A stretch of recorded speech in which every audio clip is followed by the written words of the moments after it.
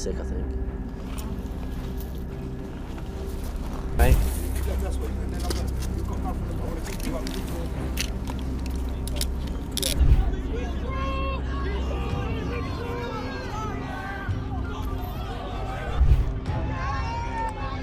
Britain is on edge tonight as violent clashes erupt in Southampton over the death of 18-year-old Henry Nowak.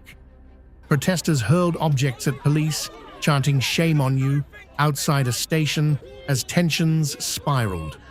Officers were injured, arrests made, and unrest deepened nationwide.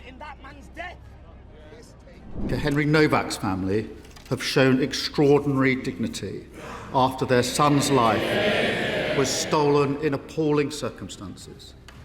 He was clearly a kind and thoughtful and much-loved young man. There are serious questions to answer, including how accusations of racism informed police thinking, and we're supporting the IOPC to get to the bottom of what happened. But no matter the pain we feel, there is no justification for more violence and disorder. The attacks directed towards police officers in Southampton last night were disgraceful and completely unacceptable. The crisis has exploded inside Parliament, with fierce exchanges over policing failure and public anger. Shabana Mahmood warned of threats against officers, while Nigel Farage accused authorities of prioritising race claims over saving a life.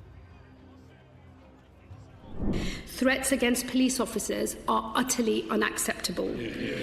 There can be no justification for intimidation, abuse, or attempts to take the law into one's own hands.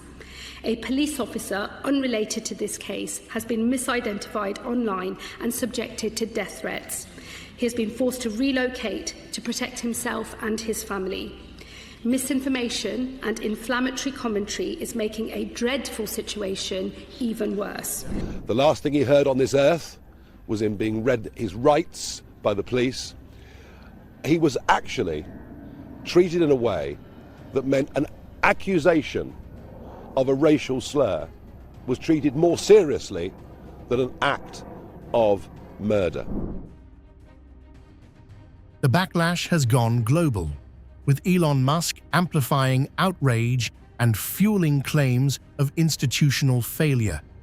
In Britain, the debate has hardened into a bitter divide, with accusations of two-tier policing clashing against calls for calm and restraint. There are serious questions to answer, including how accusations of racism informed police thinking, and we're supporting the IOPC to get to the bottom of what happened. But no matter the pain we feel, there is no justification for more violence and disorder.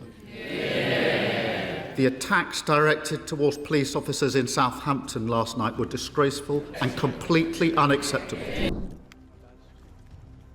At the centre of the fury is bodycam footage that stunned the nation. Henry Nowak is seen telling officers he had been stabbed and could not breathe. What followed has triggered outrage, raising serious questions about how police handled the situation in his final moments. What's happened to you, alright? Been stabbed.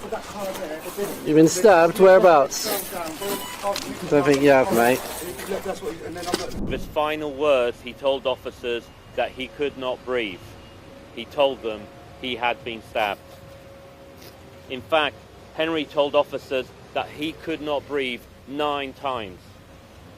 He told them he had been stabbed 4 times. Henry should not have died on the streets of Southampton in police custody. The way he was treated was inhumane and degrading. Right, let's get you out of there, shall we? The incident dates back to December in Southampton, where 18-year-old Henry Nowak was fatally stabbed by Vickrum Digwa.